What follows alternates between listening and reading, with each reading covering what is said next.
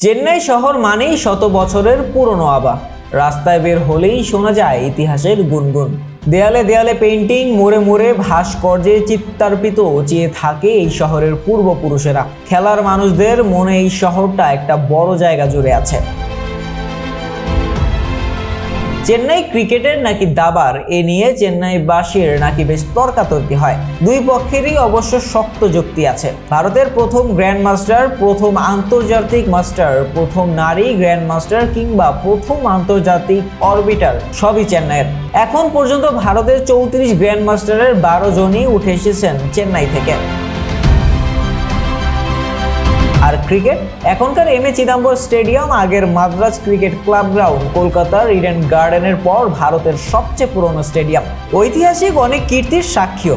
ভারত প্রথম টেস্ট জয়ের স্বাদ পায় এই মাঠে। 86-এর টাই টেস্ট, 93-এর ভারত পাকিস্তান টেস্ট, আরো কত স্মরণীয় ম্যাচ হয়েছে এই স্টেডিয়ামে। সেখানে আজ প্রথমবারের মতো টেস্ট খেলতে নামবে বাংলাদেশ দল। লক্ষ্য একটাই, নতুন ইতিহাস গড়া, ভারতকে প্রথমবারের মতো টেস্টে হারানোর ইতিহাস। সেজন্য চেন্নাইয়ের চেয়ে আদর্শ মঞ্চ আর হয় না। বাড়াবাড়ি মনে হচ্ছে? একদমই নয়। এই মুহূর্তে এশিয়ার সেরা টেস্ট দলের তালিকা করলে ভারতের পরই বাংলাদেশের জায়গা করে নেয়ার সম্ভাবনা যথেষ্ট উজ্জ্বল। পাকিস্তানকে তাদের মাটিতে 2-0 ব্যবধানে হারানোর পর এই কথা বলাই যায়। হ্যাঁ, বাংলাদেশ বিদেশের মাটিতে খেলার 67 ম্যাচের মধ্যে জিতেছে 8টিতে, কিন্তু 8টি জয়ের 4টি এসেছে 2021 সালের পর। শেষ 8 টেস্টের মধ্যে 5টি জিতেছে বাংলাদেশ। তবে ভারতের মাটিতে এসে ভারতকে হারানো বিশ্ব ক্রিকেটের কঠিনতম চ্যালেঞ্জগুলোর একটি। 2012 সালের পর ঘরের মাঠে টানা 17টি সিরিজ অপরাজিত ভারত। টেস্ট ক্রিকেট ইতিহাসে ঘরের মাঠে এমন আধিপত্য এর আগে কোনো দলের ছিল না। এর আগের রেকর্ডটি অস্ট্রেলিয়ার, ঘরের মাঠে টানা 10 সিরিজ জয়। কিন্তু এশিয়ার দ্বিতীয় সেরা দলের আলোচনায় যখন বাংলাদেশ এসেছে, কঠিনতম পরীক্ষার মুখোমুখি তো হতেই হবে। বাংলাদেশ দলের অধিনায়ক নাজমুল হোসেনের চোখেও ভারত বিশ্ব ক্রিকেটের সবচেয়ে কঠিন প্রতিপক্ষ।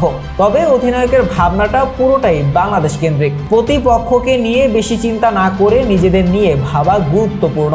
আমাদের কি শক্তি আছে তা ভাবা উচিত। আমি বিশ্বাস করি আমাদের দলের ওই সামর্থ্য আছে এখানে ভালো খেলার। লক্ষ্য তো একটাই থাকে, আমরা প্রতিটি ম্যাচ জিতবো। সেজন্য যা করণীয় তা করব। ফল নিয়ে যদি বলেন, পঞ্চম দিনের শেষ সেশনে আমাদের ফল নিয়ে চিন্তা। তার আগ পর্যন্ত নিজেদের শক্তি অনুযায়ী খেলার চেষ্টা করব।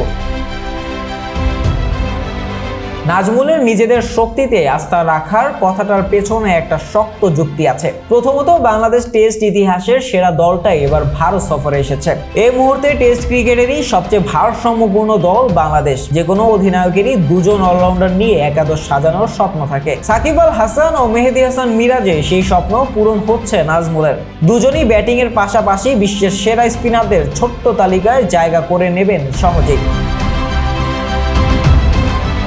যে দুজন বেঞ্চে বসে আছেন সেই তাইজুল ইসলাম ও নাঈম হাসান অনেক দলেরই বিশেষজ্ঞ স্পিনার হতে পারেন। আর আপাত তরুণ পেস বোলিং বিভাগ অভিজ্ঞতায় পিছিয়ে থাকলেও দক্ষতায় নয়। তাসকিন আহমেদ, হাসান মাহমুদ, নাহিদ রানা, খালেদ আহমেদ, এই 4 জন মিলে গড়েছেন বাংলাদেশের টেস্ট ইতিহাসের সেরা বোলিং আক্রমণ। সমস্যা বলতে ছিল ব্যাটিং ধারাবাহিকতা। পাকিস্তানে সেই সমস্যারও কিছুটা সমাধান হয়েছে বলেই মনে হয়।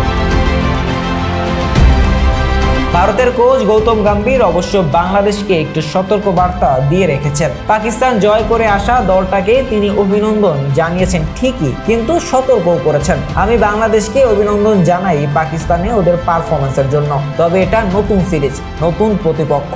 রাহুল দ্রাবিড়ের জায়গায় প্রধান কোচের ভূমিকায় আসা গম্ভীরের প্রথম টেস্ট সিরিজ হতে যাচ্ছে এটি।